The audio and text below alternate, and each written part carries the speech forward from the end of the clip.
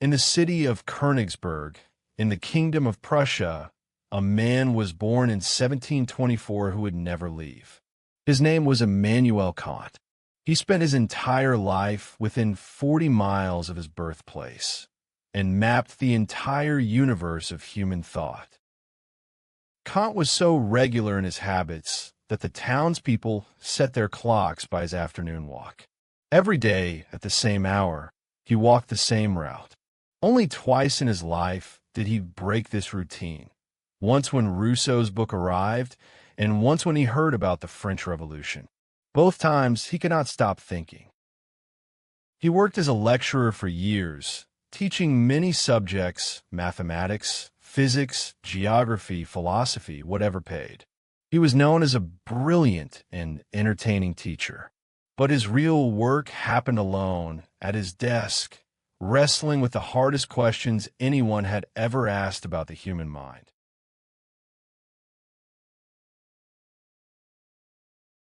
Kant asked, "When I look at the night sky, am I seeing the sky as it really is?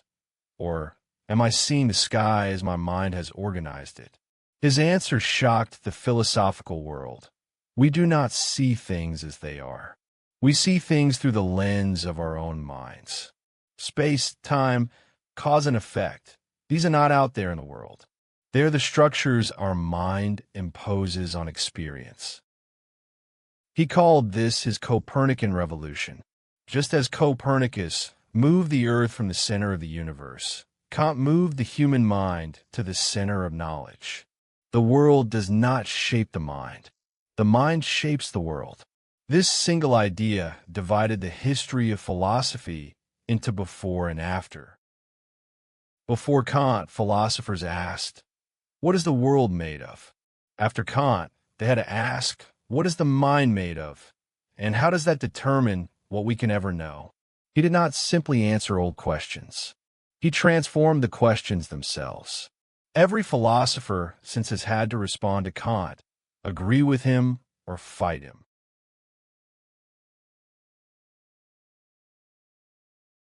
At 57 years old, after a lifetime of preparation, Kant published the Critique of Pure Reason. It was dense, difficult, revolutionary. It took years for the world to understand it. But when they did, nothing was the same. Hegel, Schopenhauer, Marx, Nietzsche, the entire tradition of German idealism grew from this one book. Kant also asked, what is reality itself, the thing behind our experience? He called it the thing in itself, the noumenon. We can never know it directly. We can only know the world as it appears to our minds. This is both humbling and liberating. Humbling, because we cannot know ultimate reality. Liberating, because our reason is still free to seek truth within its proper domain. Kant lived simply. He never married. He had few possessions. His house was modest. He ate one meal a day. He said he had no need for more. His life was his thinking. Some called him cold. Those who knew him said he was warm, funny, and deeply human. He simply did not confuse what he needed with what he wanted.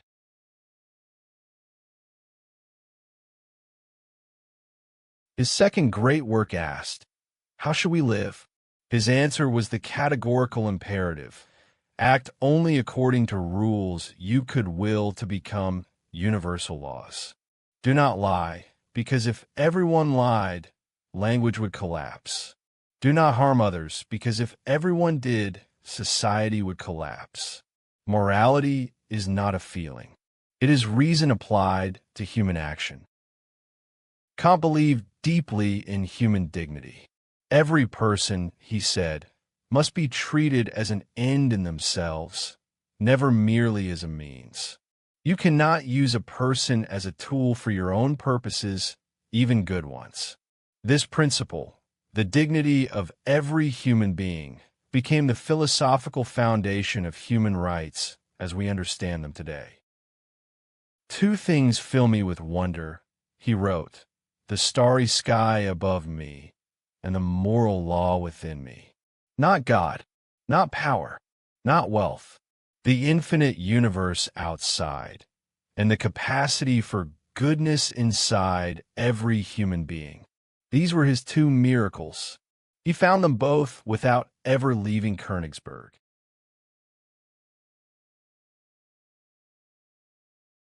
In his final years, Kant's mind began to fail. The man who had mapped the universe of thought could no longer remember yesterday. He died in 1804, aged 79. His last words were reported to be, "It is good." Not triumphant, not sad, just "it is good," as if he had checked the accounts and found them balanced. All of Königsberg came to his funeral. He was buried in the cathedral. His grave became a place of pilgrimage. The inscription on his tomb, the words about the starry sky and the moral law, became perhaps the most famous philosophical epitaph ever written. A small man in a small city who never left home and never needed to.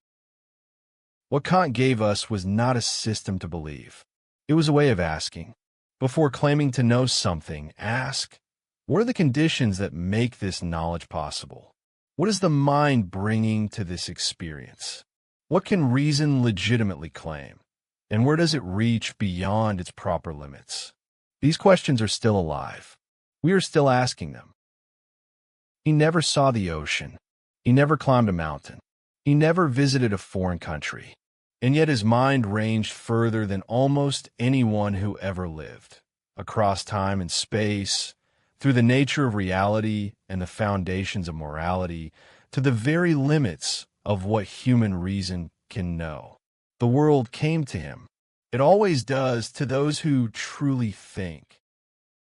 Two things fill me with wonder: the starry sky above me and the moral law within me. Immanuel Kant, Königsberg, Prussia, 1724 to 1804.